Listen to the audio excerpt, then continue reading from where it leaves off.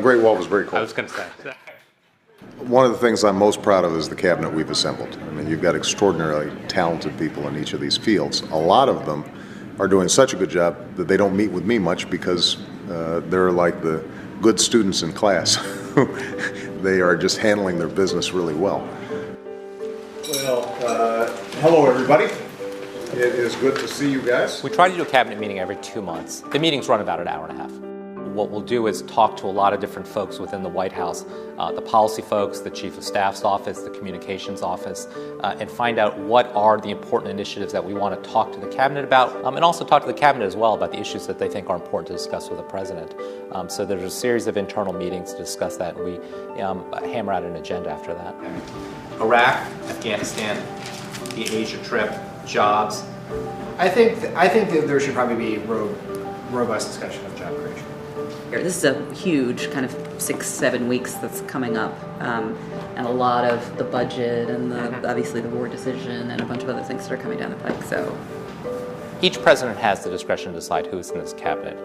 There are the heads of the 15 executive departments who are always in the cabinet. These are the people who are in the line of succession after the president and vice president. And then there are a number of folks who have cabinet rank. In our administration, that would be the head of OMB, EPA, the chairman of the Council of Economic Advisors, the U.S. Trade Representative, and the ambassador to the United Nations. We haven't had coffee service in the past. Maybe because it's an afternoon meeting, they want to give them a little caffeine. I'm not sure.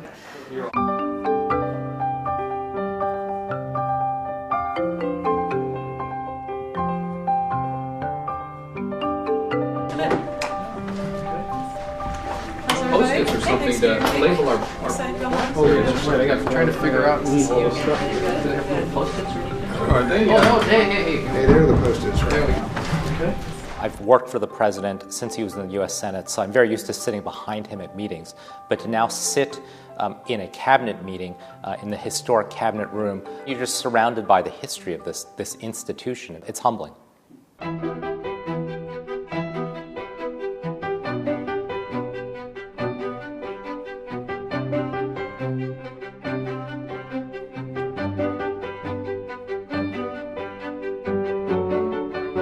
Cabinet offices were created as soon as the Constitution was ratified, and the government was established in 1789 under the new Constitution. The first cabinet meeting, I understand, from 1793, the president had his 4 cabinet members there. We now have 25 people around a table. Each of the cabinet members sit in a certain seat depending on when their apartment was created. It's still tradition that a cabinet officer have the opportunity of taking the chair away, himself or herself, to buy the chair from the government. It's one of those great souvenirs of being a cabinet officer.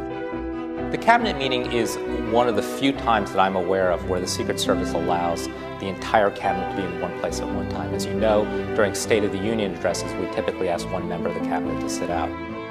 These are closed sessions, and the president really welcomes frank, unvarnished advice from his advisors. I want to, number one, make sure that they know that they have my ear. The second thing is to reinforce a real strong sense of camaraderie that the cabinet members have built among themselves. What's going on? When I hug him, it means a lot more than sending him an email. There still is something to the human interaction that you only get from in-person meetings. Well, I don't think there's any substitute for the entire cabinet coming together. These cabinet meetings are an incredible way for everybody to communicate, for everyone to really understand what the issues are, and to help us all get on the same page so that we can advance the president's priorities.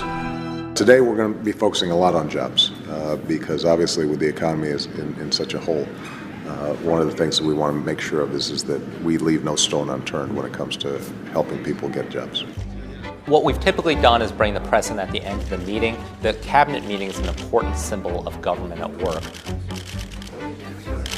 The primary focus of our discussion today, though, had to do with the same thing that Americans sitting across kitchen tables all across the country are focused on, and that is jobs and the economy.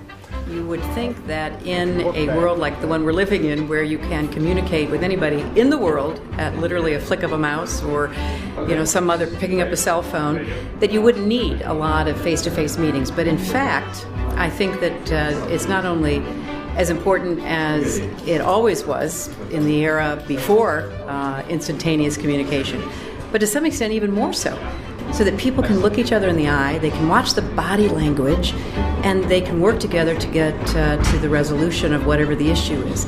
So these cabinet meetings give everybody a chance to do that. This is one of the biggest problems, that people walk out of here without their BlackBerries. So now I have to actually go find out who all these BlackBerries belong to. So, all right, so Chu has walked out without, Carol's walked out. I did, but I've actually been good.